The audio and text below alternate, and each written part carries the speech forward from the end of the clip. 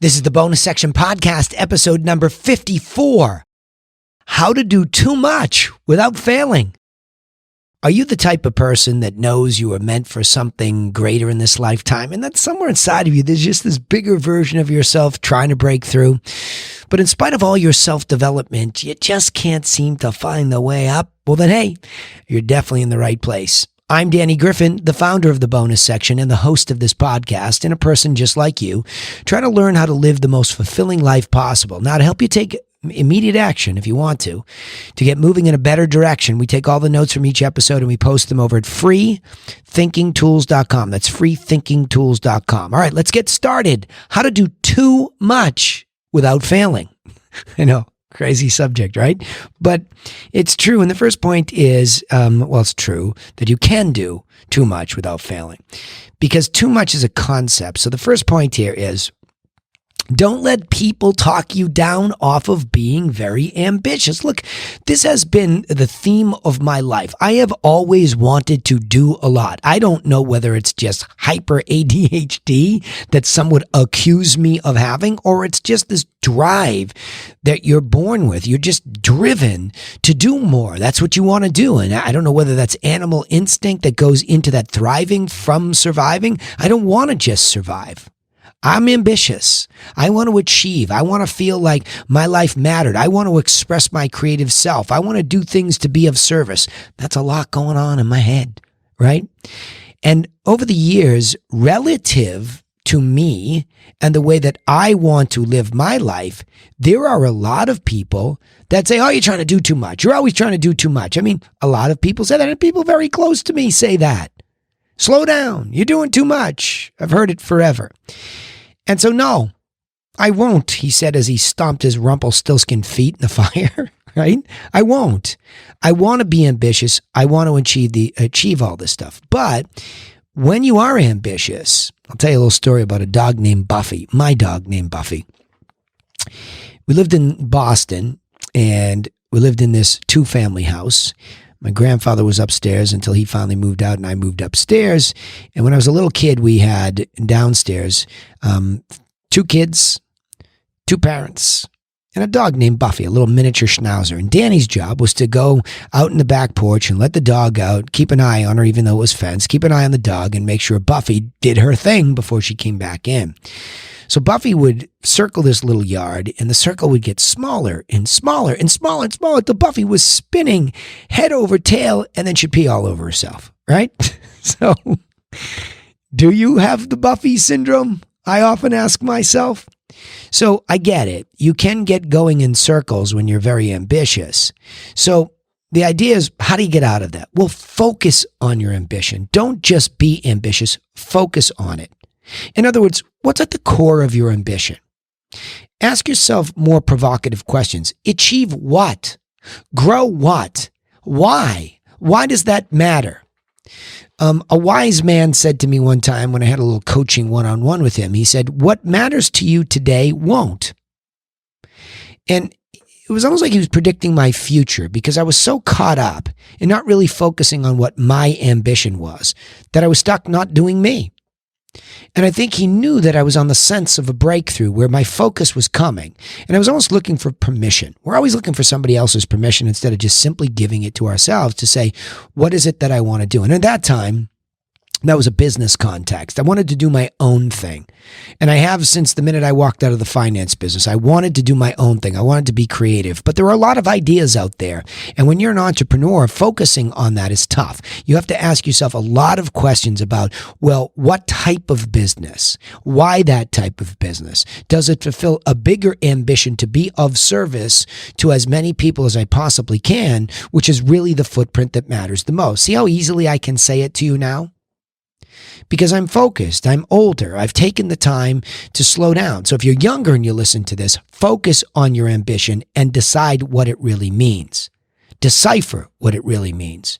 And give yourself permission to do the thing you really want to, no matter what anybody thinks. See, it's not just one thing that they say they're too ambitious. They say, oh, you can't do that thing.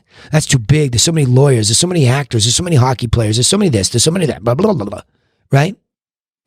People, I used to tell my sister this. The image is that The world of mediocre is always trying to pull us backwards, away from our dreams, our goals, and our ambitions. It's always pulling us back. And a lot of these people that say these things love us, and they're just scared. And it's sort of like the button just gets pushed, and they want a safe and take a safe job, do the right thing. You know, all these crazy things that we say. Why? You have one life to live. I'm not saying live on the edge of the abyss intentionally and risk yourself, but there's a lot of people that do that. You ever seen these people in these bat suits jumping off of cliffs? They want to live fully the way they want to live. So nobody should tell them not to do that. Just because it scares the bejesus out of the rest of us doesn't mean that it scares it out of them. So focus on what you want. Be reasonable. Don't be irrational. And get clear. Because the next piece of this is, by doing all these things, or doing a lot of one thing even, I mean, to achieve something at the highest level requires a lot of time. So it's not just that you want to, for me, I run 3 podcasts. They're 3 separate businesses, but they're really under one roof. It's really all the same thing. So what appears to you might be a crazy. I sit down here and I can bang out 3 podcasts in an hour and a half, 90 minutes. And everybody says, my gosh, he's everywhere. Yeah, but then I send it over. Here's the key. I send it over to other people, but I have systematized my actions to max my time.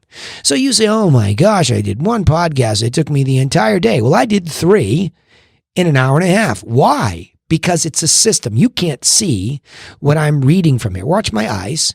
They'll go up and down and they'll look at this. I don't have a fancy, in front of my DSLR camera teleprompter.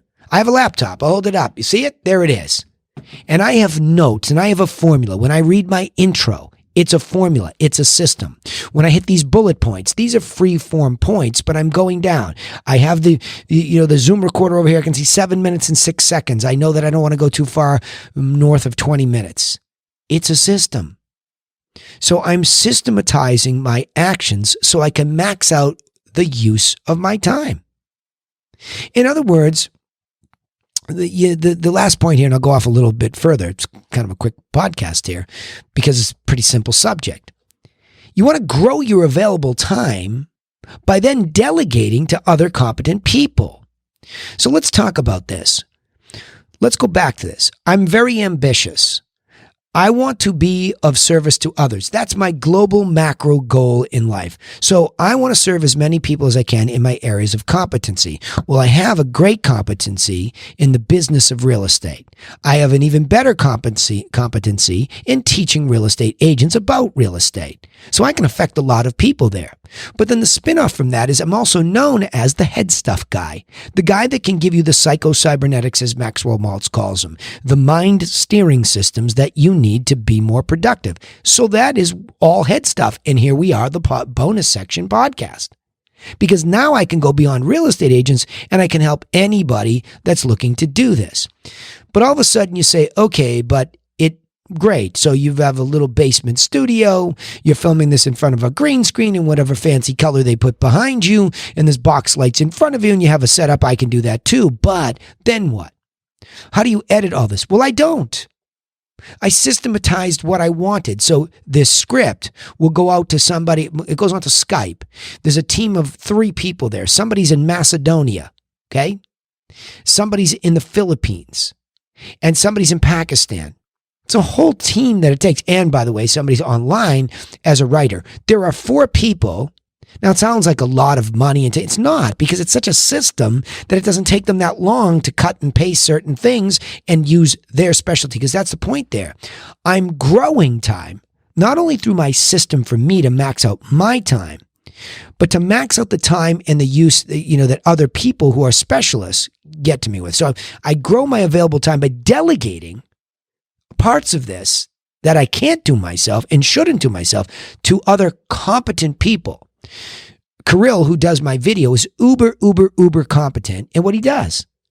And so he can take my stuff and he can bang out my videos in short order and have them up in a Dropbox. From there, they can go out to Bibi, who's in Pakistan, who can syndicate them onto all of my websites and then push them out to my social channels. And Brian can coordinate the whole act to make sure that everything goes out on time. Just like that. So you see, the idea is everybody's telling me that, you can't do this. And by the way, so I was out in the field listening to luxury properties the other day.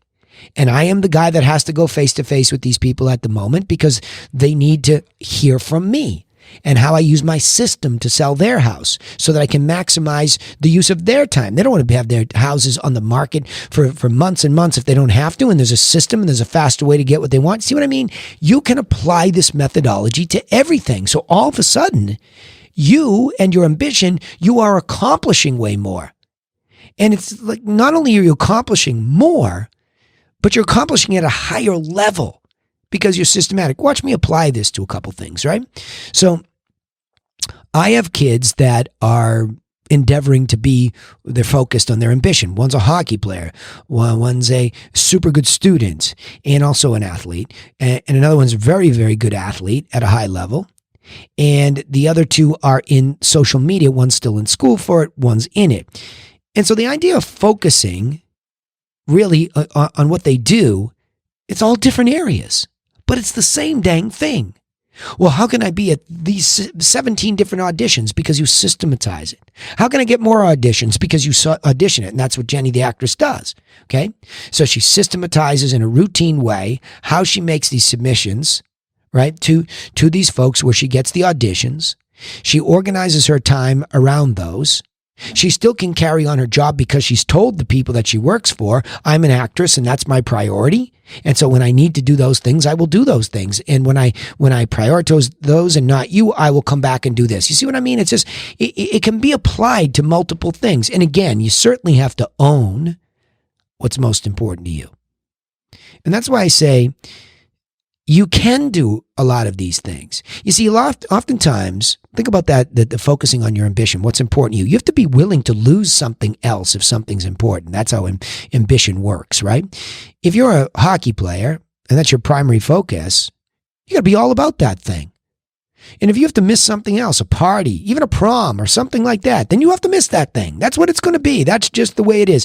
That's what focus is. That's what commitment is. That's just the way it is. Don't let people tell you, oh, well, you should really. No. If it's what you want, things get sacrificed.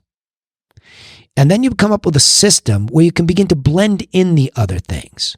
And maybe you don't have to miss the prom because you've blended it in and everybody knows, hey, listen, I need a little time for myself in this. You see what I'm saying? It's this mixing of these things in the weighting or the balancing that you want. So let me go back over these points here. I want to clarify this a little bit, okay? There's just too many dang people that are telling you you're doing too much. So the subject here is how to do too much without failing. A lot of people do barely anything and they fail. I actually think the more you do in an organized way, once I hit these bullet points, you actually serve much better. So the first point was, don't let people talk you down off of being very ambitious. Whether it's a lot of things, one thing, I do a lot of things under one roof. Oftentimes you'll need focus, and that's the second point. Focus on your ambition. Don't try to dabble in everything. Be really good at something or some field, right? The third point was systematize those actions to max out your time. So once you focus on that thing, just really, really, really systematize things. So example, an athlete. Take my son, the hockey player. How much time do you systematically shoot the puck to practice that? How much time do you stretch? Do you lift weights? Do you MMA fight if that is a skill set inside hockey? Do you skate with your skating coach? Do you skate with your team? Just systematize it. When is it going to be? And each week, put it into a routine. And as you're putting things in order, all of a sudden now you have a weekly routine. Next thing, it's a month, it's a quarter. Years are going by and you're just getting better and better and better. Right? Same thing with the actress in my house. Same thing with anybody. Those are the easiest two to talk about, right?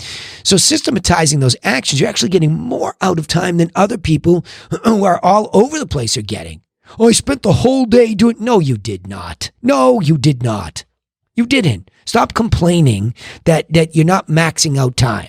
And stop trying to pull down the rest of the people who are already systematized. Follow them, get systematized, and max out your own time in a positive way. And lastly, grow your available time by delegating to other competent people. I mean, if you need help, you need help.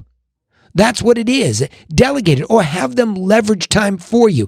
If you don't know how to coach yourself in the mirror, trying to memorize your lines, get a coach. Have a memorization coach come in and show you how to memorize the part. Have a shooting coach come in and teach you how to make the best of your shooting hour, the best of your workout hour. See what I'm saying? Bring people in. You cannot go this alone to max out time and do too much without failing. Let me summarize it this way. People that see you as overly ambitious versus themselves will tend to talk you down by telling you that you're doing too much.